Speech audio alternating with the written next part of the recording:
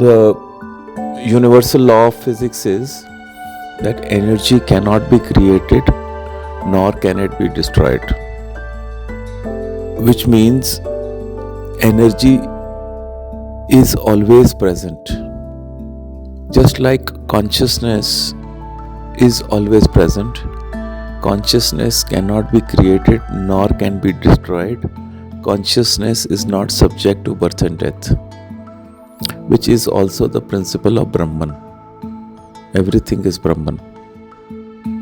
Now, the other principle of energy is that energy resides in all matter. Matter is nothing but the manifestation of the energy in its various forms, whether in a solid form or in a liquid form or in a gaseous form. It is energy only, which means everything that exists on this planet and on any other planet, whether it is in the form of a active body, inert body, or it is flowing in a form of a liquid, or it is in the clouds, or it is in a gaseous form around, all that is energy only. That means all that exists in us, around us, is all energy, which means it is all but consciousness, which is Brahman. We say Sarvam Brahma. Brahma is everywhere, because Brahman is all that is. So that's the other principle of science and the universe and the Upanishads is getting corroborated. Then we say that in energy, we say Newton's third law comes in. Every action has an equal and opposite reaction. Yes, that is also true, because for the law of karma works on that every action has a reaction. The law of cause and effect is based on that, because everything that we do or we say or we think holds energy in it. And when we think something, an energetic form is created. When we speak it out, we give it a life of its own. When we put it into action, it becomes alive. And it's an energetic archetype that starts to have its own dance in the drama. And that energy form is just energy is there, but we give it a form, a shape. And it goes into the whole drama or game of karma, life and cause and effect. And we create this series. So this, because the consciousness is, but we create it, and we create it for our own playing, and therefore it starts to stick with us, because remember, it cannot be destroyed. So it just remains stuck to us. That's why even if we leave this body, the energy still remains with us. When we come back into a new body, this energy is already there, because it can't be destroyed. And then what happens? There's another principle of energy, which we learned in physics again. What is that? It's the Archimedes principle. What did Archimedes say? He said energy cannot be destroyed, but energy can be displaced. And whenever energy is displaced, fresh energy will come and take its place. Because this whole universe is not in a vacuum, it's in an energetic state. So if you remove some energy, but remember, energy cannot be destroyed, so you can't destroy it. All you can do is remove it. But the minute you remove it, it creates a vacuum, and some energy comes, runs to fill it up. Right? So that is the flow principle. Because energy is eternal, it constantly flows around us. You cannot stop the flow. So how do you ensure that the flow principle is always happening? For that, if you give something, then you are exchanging that energy from yourself to somebody else, or to other beings, or to the planet, to Samastaloka. When you give, the energy flows from you to the other, and then instantly, because of the eternal principle of consciousness, since it does not exist in a void, this energy flows in to replace that energy. It's waiting, and then you are again ready to give. So as long as you keep giving, this energy will keep coming to you, so that you have an inexhaustible source, a reservoir of energy always with you to give. Give and you shall get. Keep giving, you will keep getting. It's a flow.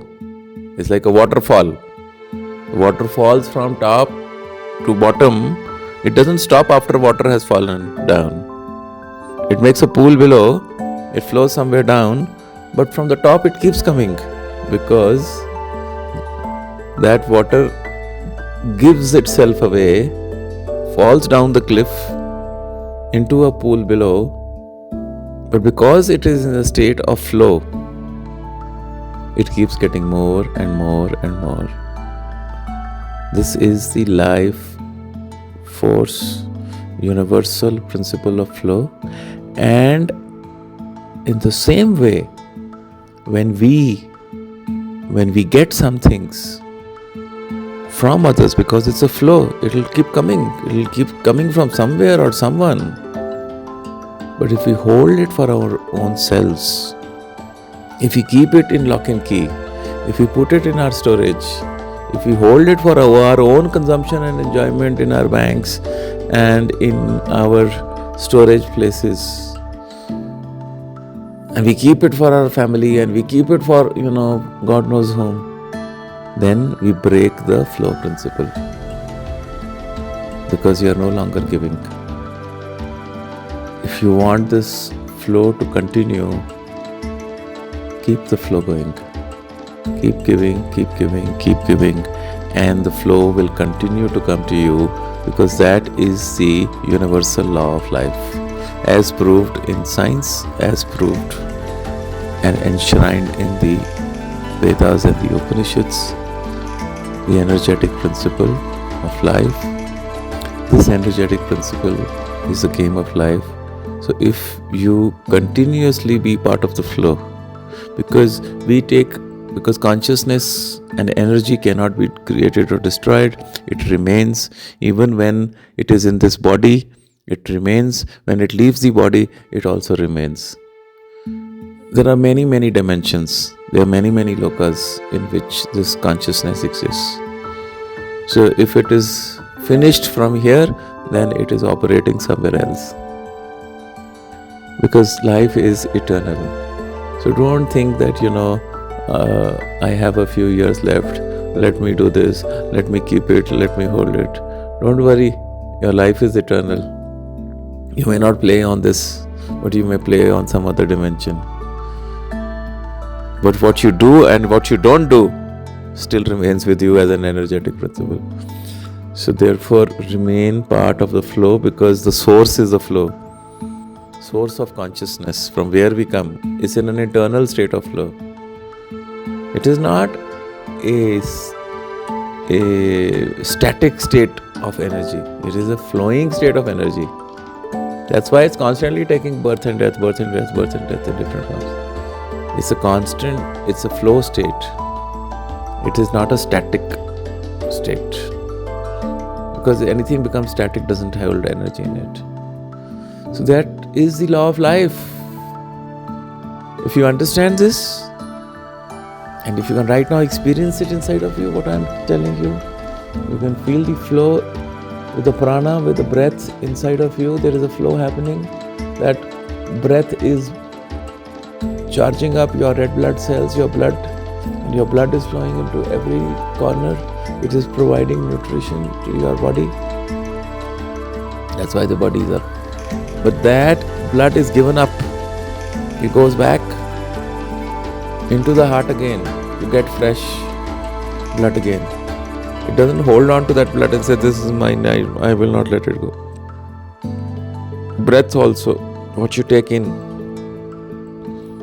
If after the every in-breath, it is a fresh lease of life that comes in, gives energy to all the cells in the body, and then all the stale breath, all the stale energy is given back into the universe. And the universe is such a giver, it keeps giving you more fresh air. And you keep producing bad air and sending it back, right? Just imagine if the consciousness was to switch off the button and say, no more fresh air for you. What will happen? In 2 minutes, all of us will be lying on the floor dead. But it keeps giving. And we keep taking. We keep taking from it and keep giving bad back to it. Right? Yet it never stops. The sun never stops giving its warmth and energy to us. Every day, every moment it is giving. Half of the planet it gives during a certain time and half of the planet at the other time, which we call as day and night. But it is constantly giving. Rivers are always giving. Seas are always giving. Air is always giving. Sky is holding the entire thing. The earth is always holding. Whether we go food on it, whether we grow drugs on it, whether we grow poison on it, it still keeps. Everything is the giving principle. If we understand this principle, if we become one with this principle, that's the only thing we need in our hands. Hands are meant to give, not to take. Let this flow never stop till the last breath of our lives is all that we pray for. As we keep giving, resources come from somewhere to give. Look at the life of all the masters. All the great masters you have studied. They are nothing but a manifestation of this principle of flow. All of them have given selflessly without thinking of what they are going to get out of this.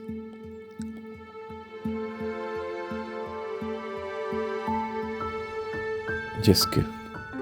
That's what it is about. If you can give, you can give everything. You can give your smiles, you can give your warmth, you can give your hug, you can give your love, you can give the resources you have. And remember, when you do this selflessly for others, you constantly keep getting.